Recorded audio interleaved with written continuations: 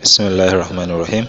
A wannan sabuwar rayuwa da ake ciki ta digital world, akwai hanyoyi da yawa da suke baiwa ɗan adam damar samun kuɗi da wuri kuma a sauwaƙe. Yawancin hanyoyin sukan kasance ta website ko kuma ta application, amma ta website ɗin ya fi kasancewa mafi amfani inda ana maganar samun kuɗi da wuri. Su waɗannan website ɗin za su tabbatar maka da cewar tabbas za ka iya samun kuɗi ko da kana cikin gidanka ko kuma kana kwance.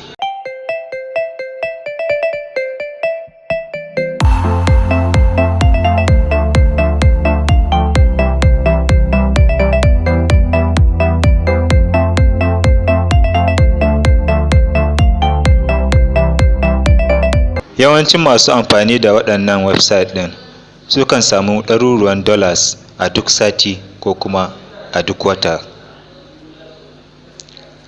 Yanzu na san mai kallo zai ta mamakin ko kuma waswasi akan ya zai iya bambance website ta gari da kuma website ta bogi. A shirye muke da mu nuna wa mai kallo yadda abin yake ta hanyar nuna ingantattun website da suka mamaye duniyar samun kuɗi online cikin sauƙi. Duniya ta yadda da waɗannan website ɗin saboda an daɗe ana amfanuwa da su kuma har gobe ana morarsu. Kuma waɗanda suka yi amfani da su sun tabbatar da cewa ba su da matsala, musamman wajen biyan ka haƙƙinka. Ga jerin website da za ka samu kuɗi online a sauƙaƙe.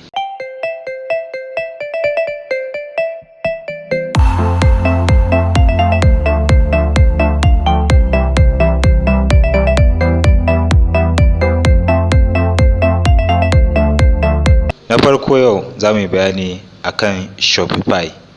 Kasuwancin zamani ya ƙara haɓaka a intanet. Ya fi kowanne sashi saurin haɓaka da kuma ba da damar maki bila adadin. Tambaya mai ya kawo hakan?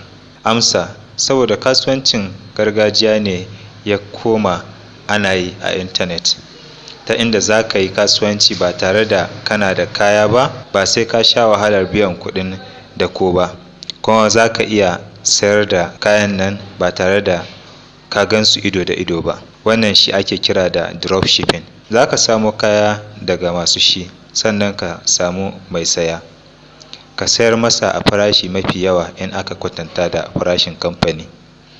Website ɗin Shopify za ta baka damar yin hakan cikin sauƙi. Shopify wurin kasuwancin zamani ne da suke ba wa mutum ko kamfani damar ƙirƙirar shago a intanet. Idan kana so ka samu kuɗi a intanet ta hanyar dropshipping, farko ka buɗe shago a intanet ta cikin Shopify. Allah ya ba da sa'a.